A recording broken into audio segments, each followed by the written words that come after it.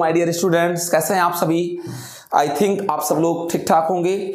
आइए हम लोग चलते हैं आज एक नए टॉपिक को पढ़ने, और उस टॉपिक का नाम है वेग समय ग्राफ, वेलोसिटी टाइम ग्राफ, वेग समय ग्राफ। ओके, यानी सही से कहें तो वेलोसिटी टाइम ग्राफ।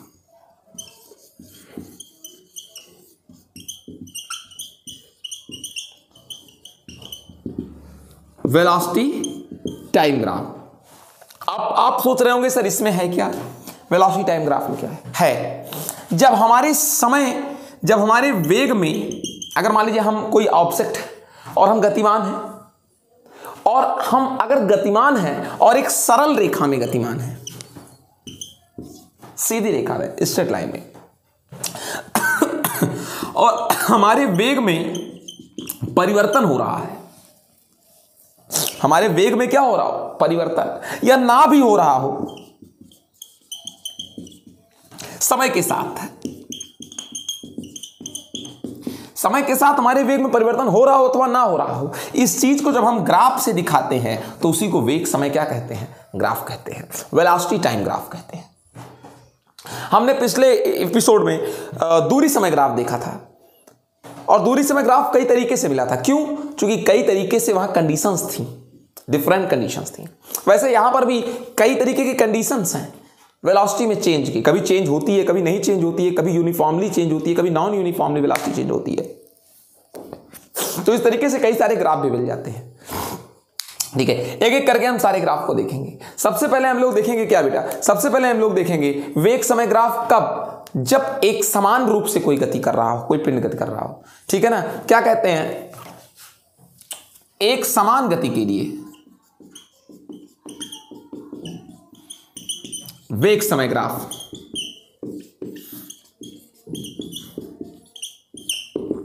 एक समान गति के लिए वेग समय ग्राफ, एक समान गति के लिए वेग समय ग्राफ का मतलब क्या है? मतलब यह है कि समय के साथ साथ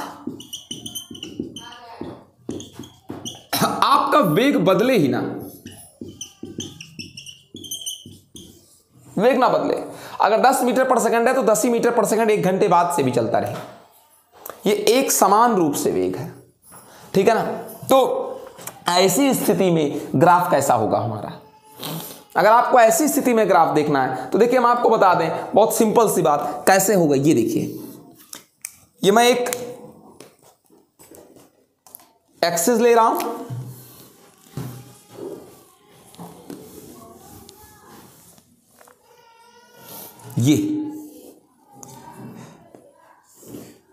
ये बेटा टाइम एक्सिस ले रहा हूं, जो किस एक्सिस के अलोंग है, एक्स एक्सिस के अलोंग है।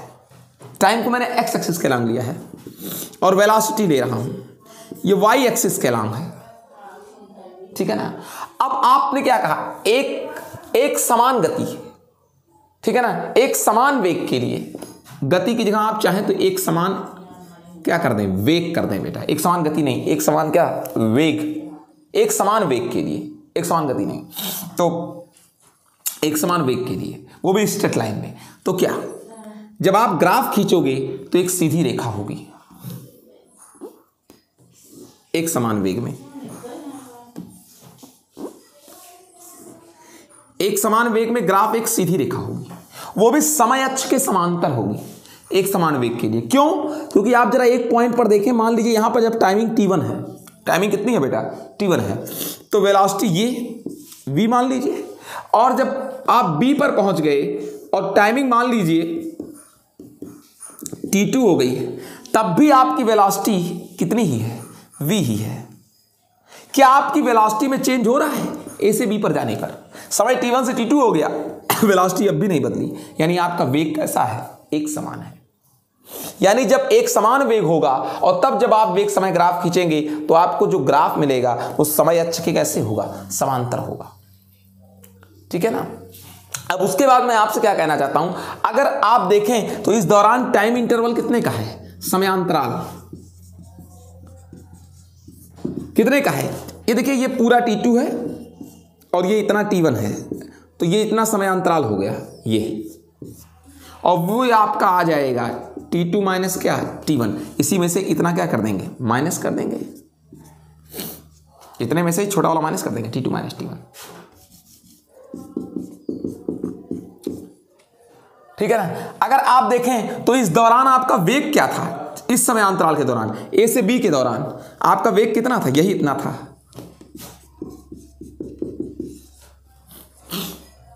ठीक है ना। अब देखें आपसे एक बात अगर इसी वक्त हम करें तो क्या, अगर मैं जानना चाहूं कि जब हम एक समान वेग से गति कर रहे हैं, एक समान वेग से जब हम गति कर रहे हैं सीधी रेखा में, हमने कितना डिस्प्लेसमेंट लिया, कितना हम विस्थापित हुए, विस्थापन, ये आपको नापना है। आपको पता क्या है, वेग किसे कहते हैं, विस्थापन की दर को मैं जानना चाहता हूं क्या, कि मैं कितना विस्थापित हुआ इस दौरान समयांतराल T2 माइनस T1 में। अब इस ग्राफ पर तो कहीं विस्थापन दिया नहीं है, केवल वेग दिया है और क्या दिया है, समय दिया है। तो हम जानते हैं वेग बराबर विस्थापन बटे समयांतराल। तो विस्थापन बराबर वेग गुणे समयांतराल, विस्थापन बराबर वेग गुणे क्या बेटा, समयांतराल। ठीक है। और अगर अब आप देखें वेग v, समयांतराल T2 माइनस T1। ओके, अब यहीं पर आप देख ही लीजिए क्या है इसमें, विस्थापन